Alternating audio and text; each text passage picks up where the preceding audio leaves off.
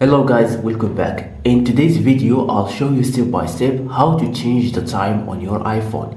If you enjoy this content, make sure to like, subscribe, and let's get started.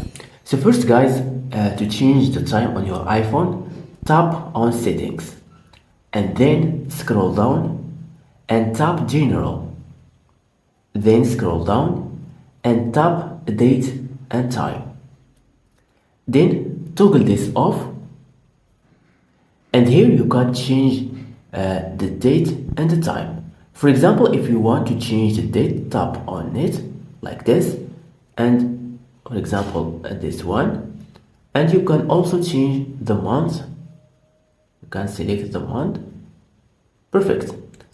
Now if you want to change the time, tap on time and change it like this, for example. Perfect. Then after change the time and the date, come back to general and tap date and time again, and as you can see here, you will change it successfully.